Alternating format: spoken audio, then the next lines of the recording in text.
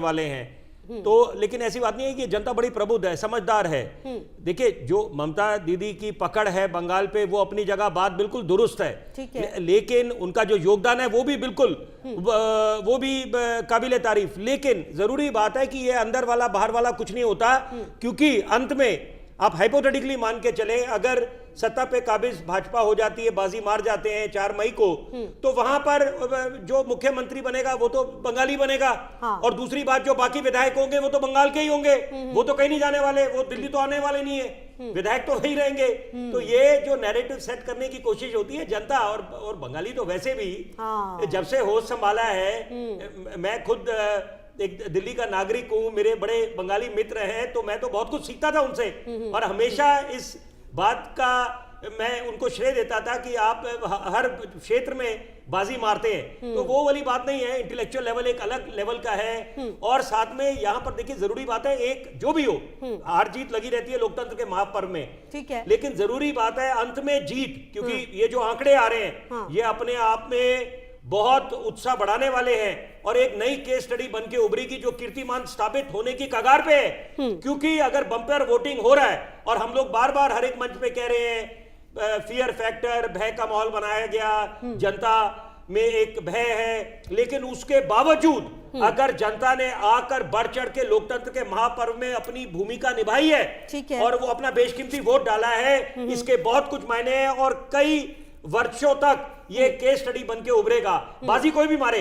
और अंत में संक्षेप में एक बात जोड़ूंगा कि यहाँ पर अगर हाइपोथेटिकली मान के चले टीएमसी बाजी मार जाता है, मार जाते हैं, तो वहां पर वो ये बोलने वाले उस स्थिति में आ जाएंगे कि इतनी सीएपीएफ की तैनाती के बाद यहाँ पर हम लोग बाजी मार गए, इसका मतलब है पकड़ हमारी बरकरार है टीएमसी की बंगाल में। और वही बात है, भाजपा अगर बाजी मार जाते हैं तो ये जो उनका अंग्रेजी में जैसे कहते हैं juggernaut of Modi and BJP is unstoppable, फिर उनको कोई रोक नहीं सकता। क्योंकि जैसे कुछ विश्लेषक पंडित बात कर रहे हैं कि यहाँ पर 2029 के चुनाव के मायने क्या रह जाएंगे, वो अलग बात है, मैं इत्तेफाक नहीं रखता, लेकिन यहाँ पर हार जीत लगी रहती है। आज सत्ता पे जो काबिज है, ऐसा नहीं है कि हमेशा वही काबिज रहेंगे। बिल्कुल ठीक है। अच्छा राज बिहारी जी, मेरा एक सवाल ये है कि क्या कोलकाता के लिए ये माना जाए कि बीजेपी यहाँ चाहती तो शायद और बेहतर कर सकती है, लेकिन होता क्या है, जो तमाम एक्सपर्ट्स हैं जो आप ही लोगों की तरह हैं, उनकी तरफ से जब बात हुई थी वो ये कहते हैं 5 साल छोड़ दिया था। अब मान लीजिए कोई व्यक्ति बीमार होकर आया तो उसको आप तुरंत इलाज दे दीजिए। आप सोचते हैं कि वो आईसीयू में जब पहुंचे 4-5 महीने जब बचे तब आप पूरा फुल फ्लेज उतरेंगे, फिर दिक्कत वाली बात हो जाती है। फिर आप उस तरीके के मुद्दे नहीं उठा सकते, क्योंकि एंटी इनकम्बेंसी की बात तो रही है, लेकिन आपने वो मुद्दे वैसे नहीं उठा पाए। आप नहीं, ऐसा नहीं है। देखिए, बीजेपी ने पिछली बार चुनाव के बाद लगातार लोगों के साथ खड़ी रही। जहां जहां लोगों पर हमले हुए, जिनकी हत्या हुई, उनके परिवारों की मदद की, उनके साथ खड़े रहे, उनके केस दर्ज कराए, मामले सुप्रीम कोर्ट, हाई कोर्ट तक पहुंचे हैं, सजा लोगों को मिल रही है। बीजेपी ने अपनी रणनीति इस बार बहुत अच्छे ढंग से बनाई थी, जो कारगर भी होती दिखाई दे रही है।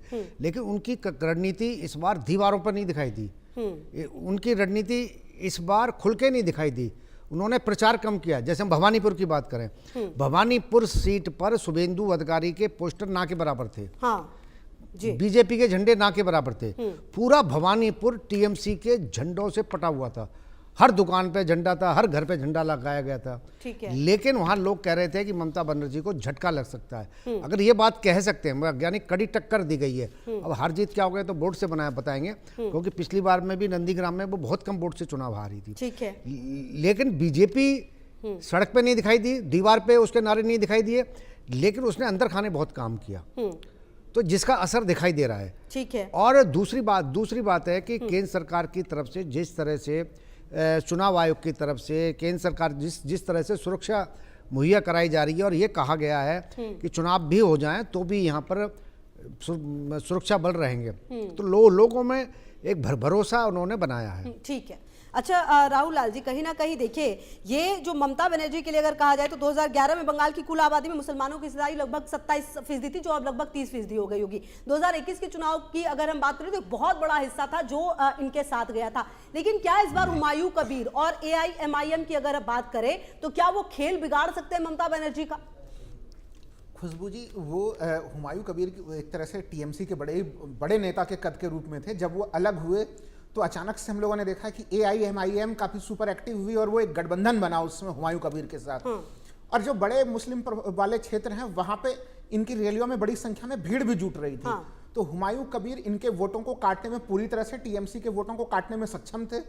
वो तो एन वक्त पे कह लीजिए कि टीएमसी ने अपनी जान बचाई। वो किसी तरह से वो जो वीडियो उन्होंने रिलीज किया और उस वीडियो रिलीज होने के बाद से अचानक से AIMIM ने भी जो एक उनसे दूरी बना ली। हाँ। तो वो जो एक धारा बन रहा था हुमायूं कबीर को लेके, जो वोटों को काफी ज्यादा नुकसान पहुंचा सकते थे, मैं छोटा मोटा नुकसान नहीं बता रहा हूं, अगर वो वीडियो नहीं आता तो खुशबू जी एक तरह से पश्चिम बंगाल में ममता बनर्जी के लिए बहुत बड़ी खतरनाक स्थिति बन चुकी थी चुनाव से पहले ही। लेकिन चूंकि ध्रुवीकरण की राजनीति की स्थिति रही वहां पे पश्चिम बंगाल में, अब जो है मुस्लिम वोटों के पास कोई दूसरा विकल्प नहीं है वहां पे कि वो कहां पे जाएं। तो वो जो हुमायूं कबीर के पास जाते, उस धड़े के पास जाते, वो सारा का सारा वोट बिल्कुल एक मुश्त टीएमसी के साथ आना है वहां पे। लेकिन अब एक सवाल खुशबू जी आपका होगा कि अगर मुस्लिम वोट बिल्कुल ध्रुवीकृत होकर अगर टीएमसी के साथ जा रहे हैं तो फिर रिवर्स पोलराइजेशन भी होना चाहिए। Correct. और रिवर्स पोलराइजेशन में सारा हिंदू वोट भारतीय जनता पार्टी के खेमे में जाना चाहिए।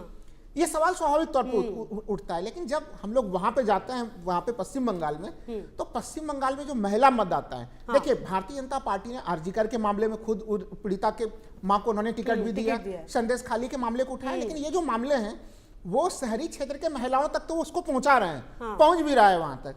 लेकिन ये संदेश ग्रामीण क्षेत्र के महिलाओं के पास नहीं पहुंच रहा है खुशबू जी। वहां पे अभी भी जो है कि लक्ष्मी भंडार, कन्याश्री, तमाम जो दूसरी योजनाएं हैं वो योजनाएं हावी हैं और वो ममता बनर्जी के साथ वो महिलाएं बड़ी जबरदस्त रूप से हैं।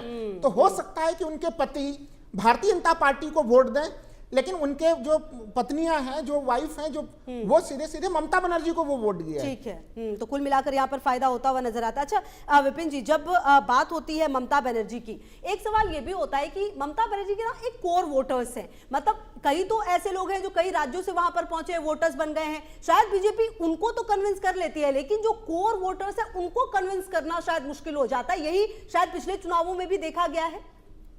निश्चित बात है। देखिए तभी तो कहा जा रहा है कि जो स्विंग वोटर है, हाँ। एक तो फर्स्ट टाइम वोटर और स्विंग वोटर अपने आप में उसकी बहुत अहम भूमिका होने वाली है 2026 के विधानसभा चुनावों में। और उससे भी ज्यादा जरूरी बात है, देखिए आपके टीवी स्क्रीन पे अभी चल रहा था कि 6 बजे, 6 तो खैर बज गए हैं, 6 बजे के आसपास शुभेंदु अधिकारी की प्रेस कॉन्फ्रेंस, प्रेस वार्ता होने जा रही है। तो मैं उसको लेकर भी देखिए कई ख्याल आते हैं कि ये कारण क्या है कि अगर प्रेस कॉन्फ्रेंस कि आप 6 बजे, ऐसा तो हम अनुमान नहीं लगा सकते कि वो जीत का दावा करेंगे। जीत का अगर दावा करना है तो वो उसके लिए गृह मंत्री या वो बोले नरेंद्र मोदी की तरफ से प्रधानमंत्री। लेकिन अगर शुभेंदु अधिकारी या तो जैसे आज सुबह जब शुरुआती दौर में ये दूसरे चरण का मतदान शुरू हुआ तो वहां पर बिल्कुल सब लोग बयानवीर बने हुए थे। ममता बनर्जी की बात करें, अभिषेक बनर्जी की बात करें, उनकी तो बॉडी लैंग्वेज थोड़ी बड़ी कूल एंड कंपोज थी। और डेरेक ओब्रायन ने एक तरह से चुनौती दे दी नरेंद्र मोदी को, प्रधानमंत्री को। और वही शुभेंदु अधिकारी की बात करें तो अपने आप में सब लोग आगे थे, एक दूसरे पे आरोप प्रत्यारोप का दौर जारी था।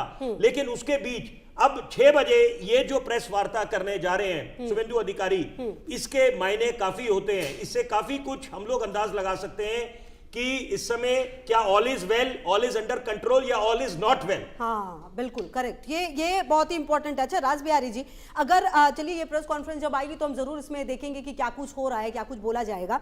लेकिन मेरा एक सवाल ये भी है कि अगर कांग्रेस की भूमिका देखें इस चुनाव में, कांग्रेस भले ही अपने आप को जितनी भी कह दे कि भाई हम ही चुनौती दे सकते हैं, हम ही एक दिन पहले आ जाते हैं राहुल गांधी और पूरे चुनाव में बोलने की कोशिश करते हैं, लेकिन कहीं ना कहीं वो कहीं दिखी नहीं। CPIM इतने सालों तक सत्ता में रहने के बाद अभी ऐसी स्थिति है शायद मुख्य विपक्षी पार्टी भी ना बन पाए। देखिए कांग्रेस का पता नहीं क्या रणनीति रही है, लेकिन कांग्रेस ने सत्ता से हटने के बाद में पहले कांग्रेसियों को CPM के लोगों ने पीटा। हाँ।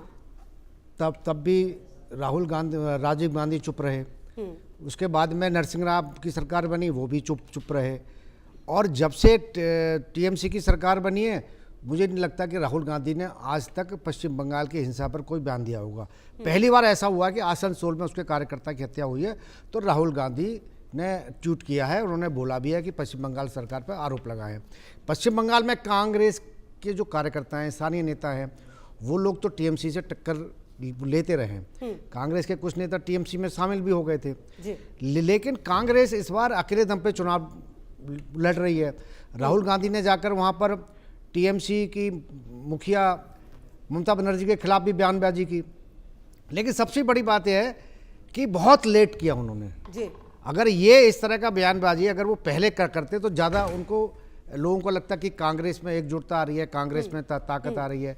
इसी तरह से आप देखेंगे तो सीपीएम और जो लेफ्ट फ्रंट के दूसरे घटक दल हैं वो भी कोई ताकत बस नहीं यहीं से दिखा लौटेंगे, पाए। आपके पास बेहद महत्वपूर्ण बातें आप कह रहे हैं, उसके बाद राहुल लाल जी आपके पास भी आऊंगी मैं। कुछ आंकड़े हैं जो हमारे दर्शकों को जरा बता दें, उसके बाद वापस चर्चा में हम आएंगे। बॉर्डर के